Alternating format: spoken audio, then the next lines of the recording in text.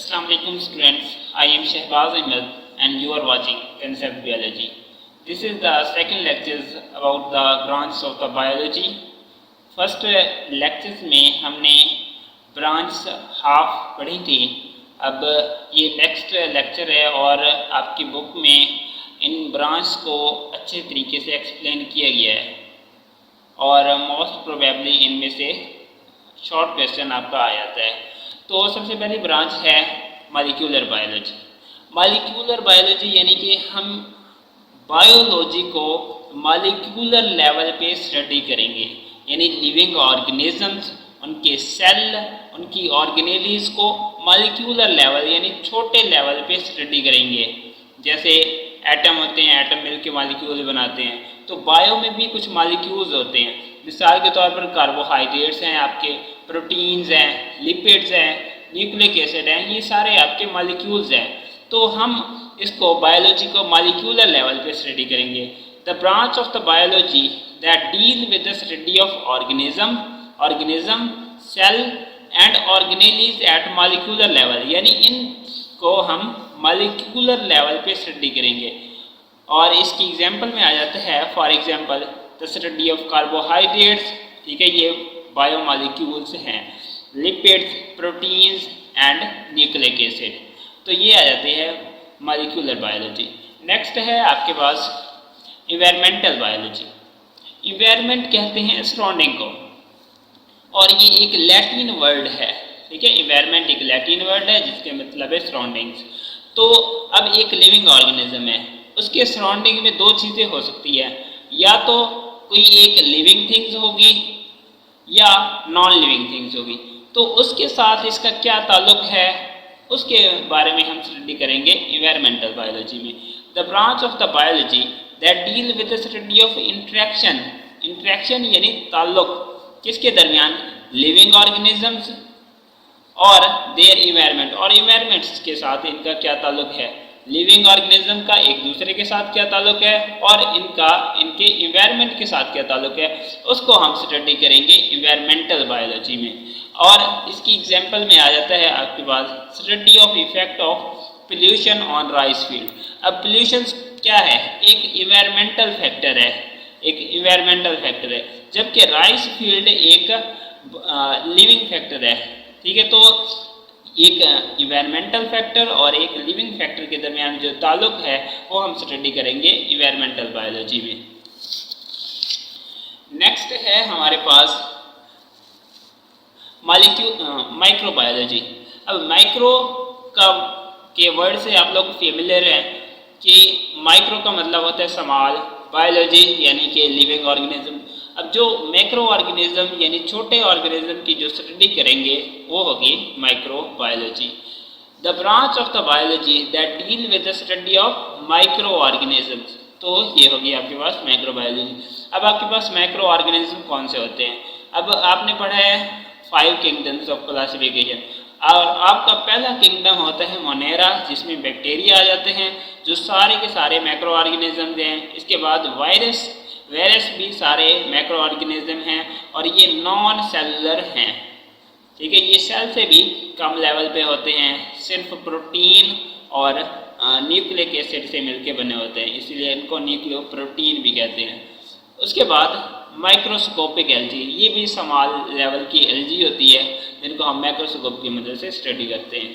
उसके बाद है हमारे पास फ्रेश वाटर बायोलॉजी यानी लिविंग ऑर्गेनिज्म, फ्रेश वाटर. अब जो फ्रेश वाटर बॉडीज में लिविंग ऑर्गेनिज्म रहते हैं उनकी स्टडी को फ्रेश वाटर बायोलॉजी कहेंगे. अब आपको फ्रेश वाटर और मैरीन वाटर में फ़र्क का पता होना चाहिए. जो फ्रेश वाटर है इसमें साल्ट की मिकदार बहुत ज़्यादा कम होती है, जबकि जो फ्रेश वाटर जो मैरीन वाटर होता है उसमें साल्ट की मिकदार बहुत ज़्यादा होती है. और मैरीन वाटर ड्रिंकेबल नहीं है, मैरीन वाटर हम नहीं पी सकते क्योंकि उसमें साल्ट की मिकदार बहुत ज़्यादा है, जबकि फ्रेश वाटर हम ड्रिंकेबल है, ठीक है. तो फ्रेश वाटर में साल्ट कम होते हैं. अब फ्रेश वाटर में जो लिविंग ऑर्गेनिज्म रहेंगे उनकी स्टडी को फ्रेश वाटर बायोलॉजी कहेंगे. The branch of biology that deal with the study of organisms living in fresh water bodies में जो रहते हैं, फ्रेश वाटर यानी रिवर्स, लेक वगैरह में जो रहते हैं उनको फ्रेश वाटर बायोलॉजी। और इसके साथ साथ हम स्टडी करेंगे physical and chemical parameter of these bodies, किन बॉडीज के, फ्रेश वाटर बॉडीज के। मिसाल के तौर पर लेक है, एक रिवर है, तो रिवर के फिजिकल पैरामीटर क्या हैं? मिसाल के तौर पर इसका टेस्ट कैसा है, वाटर का टेस्ट कैसा है, कलर कैसा है, तो ये है फिजिकल पैरामीटर। उसके बाद इसके केमिकल पैरामीटर भी हम देखेंगे। अब केमिकल पैरामीटर्स क्या होते हैं? केमिकल पैरामीटर में हम देखते हैं कि इसकी पीएच कितनी है, इसमें सैलिनिटी कितनी है यानी कि साल्ट की मिकदार कितनी है, तो ये इसके होते हैं हमारे पास केमिकल फैक्टर्स। उसके बाद हमारे पास फ्रेश वाटर बॉडीज कौन कौन सी होती हैं? इंक्लूड रिवर्स, लेक्स, स्ट्रीम्स, ये हैं हमारे पास फ्रेश वाटर बॉडीज। इनमें जो लिविंग ऑर्गेनिज्म है उनकी स्टडी को हम कहते हैं फ्रेश वाटर बायोलॉजी। और फ्रेश वाटर में अमीबा और पैरामीशियम, ठीक है, पैरामीशियम ये फ्रेश वाटर ऑर्गेनिज्म है, इनकी अगर हम स्टडी करेंगे तो फ्रेश वाटर बायोलॉजी की हम स्टडी कर रहे होंगे। अब नेक्स्ट है हमारे पास मैरीन बायोलॉजी।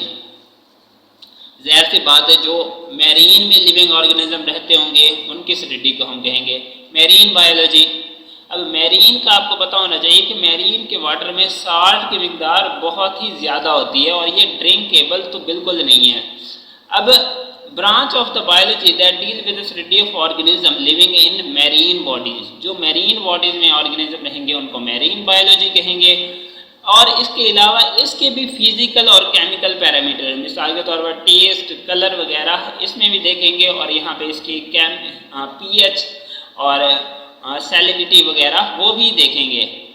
तो ये मैरीन बायोलॉजी है। अब marine water bodies include oceans, ठीक है, मैरीन वाटर बॉडीज में क्या क्या इंक्लूड हैं? ओशन यानी समंदर आ जाते हैं और सी आ जाते हैं, ये है मैरीन वाटर बॉडीज।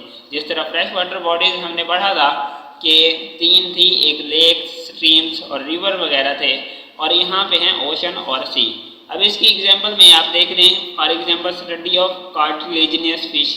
इसके अलावा आप वेल भी लिख सकते हैं, वेल और डॉल्फिन वगैरह जो सी में, जो मैरीन में रहती हैं, तो वो होती हैं हमारे पास मैरीन बायोलॉजी।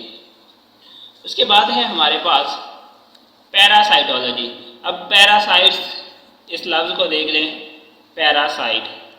पैरासाइट वो ऑर्गेनिज्म होते हैं जो लिविंग ऑर्गेनिज्म से फूड और शेल्टर हासिल करते हैं। अब अगर पैरासाइट्स की मैं स्टडी करूँगा तो पैरासाइटोलॉजी आएगा।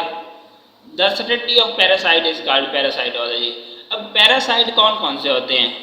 अब हम पैरासाइट की हिस्ट्री की भी बात करेंगे कि पैरासाइट कहाँ से आया, उसके बाद उसके लाइफ स्टाइल किस तरह रहता है, क्या उसका एक होस्ट है या उसके 2 होस्ट हैं, इंटरमीडिएट होस्ट है या नहीं है, उसके बारे में स्टडी करेंगे। मोड ऑफ एक्शन, काम कैसे करता है, क्या हमारे ब्लड सेल्स को नुकसान पहुंचाता है या फीवर काज करता है, और या हमारे इंटेस्टाइन्स वगैरह से डाइजेस्टिव फूड मटेरियल को सक करता है, वो हम देखेंगे इस पैरासाइटोलॉजी में। उसके बाद एग्जाम्पल में देख लें, for example study of protozoa. Protozoa जो हमारे पास सब फाइलम है, इसमें तकरीबन बहुत से हैं ऑर्गेनिज्म जो कि पैरासाइट हैं। इसके बाद जो हमारा फाइलम है प्लेटीहेल्मिन्थेस, प्लेटीहेल्मिन्थेस, उसमें भी हमारे पास पैरासाइट होते हैं। इसके अलावा हमारे पास फाइलम है एस्कीहेल्मिन्थेस, एस्कीहेल्मिन्थेस, उसमें भी मोस्टली हमारे पास पैरासाइट होते हैं। तो प्रोटोजोआ, प्लेटीहेल्मिन्थेस और एस्कीहेल्मिन्थेस में जो ऑर्गेनिजम्स हैं उनकी अगर स्टडी करेंगे तो वो होगा पैरासाइटोलॉजी में। नेक्स्ट ब्रांच है हमारे पास ह्यूमन बायोलॉजी। ह्यूमन्स तो आप लोग फेमिलियर हैं। अगर हम ह्यूमन्स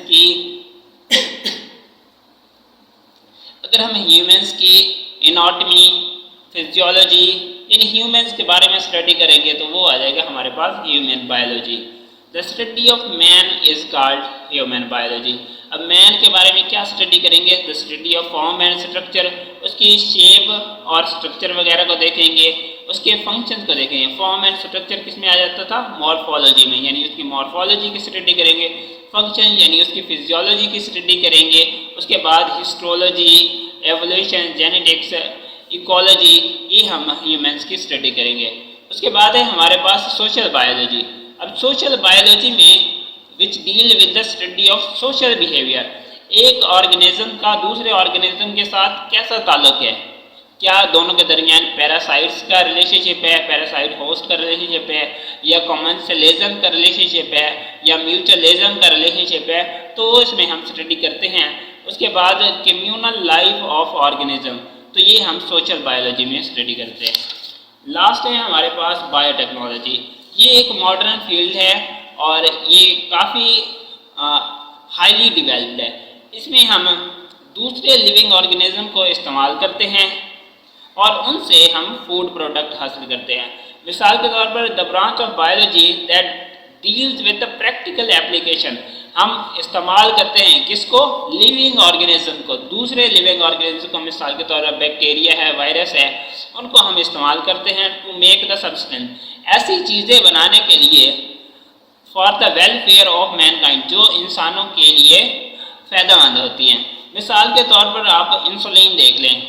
इंसुलिन जो कि शुगर के पेशेंट होते हैं, डायबिटीज़ के, उनको इंजेक्शन दिया जाता है इंसुलिन का, और जिनमें सीवियर केस होता है तो एक बार तो वो लाजमी ही लेते हैं, ठीक है, खाने के बाद। तो ये इंसुलिन है वो कहाँ से हासिल करते हैं? इंसुलिन बैक्टीरिया से हासिल की जाती है। बैक्टीरिया में हम इंसुलिन वाली जीन्स डाल देते हैं और जो बैक्टीरिया है वो इंसुलिन प्रोड्यूस करता रहता है और वहाँ से हम हासिल करते हैं और इंजेक्शन के तौर पर